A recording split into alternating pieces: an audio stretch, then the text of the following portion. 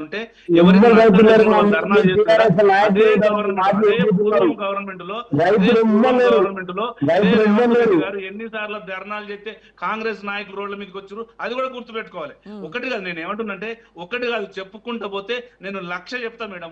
Congress government అవినీతి గురించి చెప్పుకుంటా పోతే వాళ్ళు ఇచ్చినటువంటి 6 గ్యారంటీలు, 420 స్కీములు, ఇవాళ విద్యార్థులు ఎక్కడ పోతున్నారు, రైతుల ఆత్మహత్యలు ఎక్కడ పోయినాయి, ఆటో ఆత్మహత్యలు ఎక్కడ పోయినాయి, ప్రతి ఒక్కటి నేను ఏమంటున్నంటే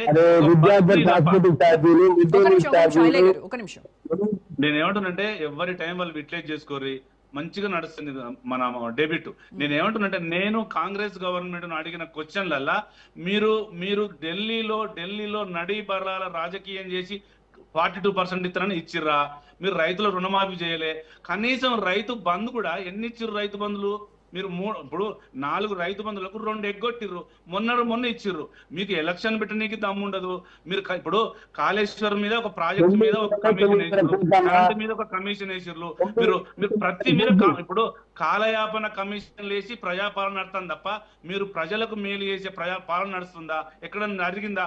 ఇవాళ మీరు 500 రూపాయల సిలిండర్ కు 94 లక్షల మంది కుటుంబాలకు ఇవ్వాలి, మీరు ఇచ్చిన 23 లక్షల మందికి ఇస్తున్నారు. కరెంటు 94 లక్షల రేషన్ కార్డులు ఉంటే అందరికి ఫ్రీ కరెంట్ ఇవ్వాలి, మీరు ఇస్తున్నది 33 లక్షల మంది కరెంటు. మొత్తం కాంగ్రెస్ కథమయ్యే పార్టీ, కల్లోలమైన పార్టీ బాగానే నడుస్తుంది అనుకుంటున్నారు. రేపు ఎలక్షన్ పెడితే తెలుస్తుంది. నేను ఏమంటున్నంటే మీకు కాగు నివేదిక తెలియదు, కాళేశ్వరం యొక్క జిఆర్ఎంబి రుకుమతులు తెలియదు, ఎన్ని టీఎంజీలు వచ్చింది తెలియదు, ఇప్పుడు వరద జలాలు తెలియదు, నికర జలాలు తెలియదు. ఉట్టిగానే వేగంగా ముఖ్యమంత్రి అయ్యిండు, వేగంగా మాట్లాడుతున్నాడు తప్ప ఒక సమస్య రూపంగా ఒక పకడ్బందీగా తెలంగాణ ప్రజలకు న్యాయం చేయాలని కనీసం ఎన్నడన్నా 2.5 సంవత్సరాలల్లో తెలంగాణను పొగిడిండా? ఎన్నడన్నా 15 ఆగస్టుకో 26 జనవరికో జూన్ 2కో తెలంగాణను పొగిడిండా? నా తెలంగాణ అన్నాడా రేవంత్ రెడ్డి గారు? అంటే తెలంగాణ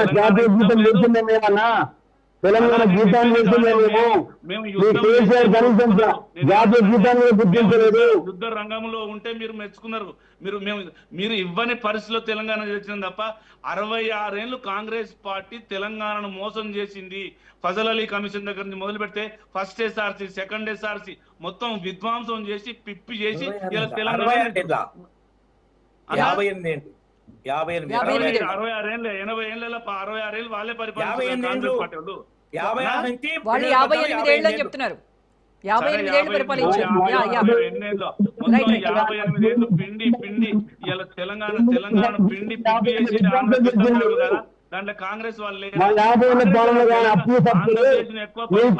సంవత్సరాల్లో రాష్ట్రాన్ని దోస్తున్నారు.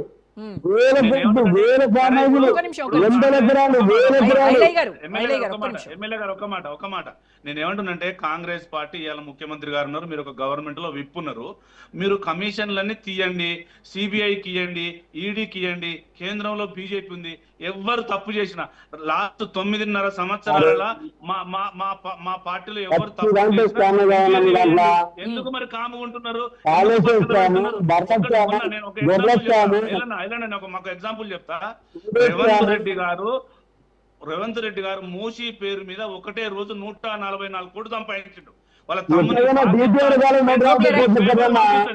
మీరు మాట్లాడితే నిజాలు నువ్వు సేమ్ హరీష్ రావు చేపేయాలైతే మాట్లాడుతున్నావు, నువ్వు హరీష్ రావు చేపేయాలైతే అబద్ధాలు ఆడుతున్నావు.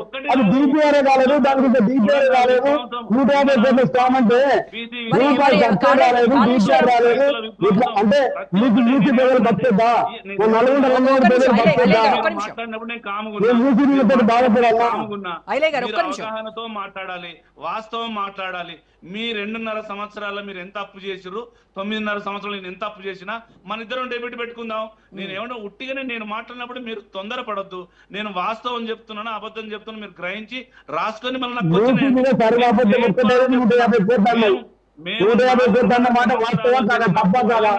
విను. మేము 4.5 సంవత్సరాలు చేసిన అప్పు మీరు 1 year లో చేసిర్రు.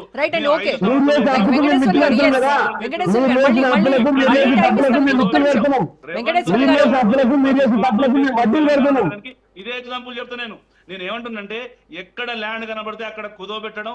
మొన్నటికి మొన్న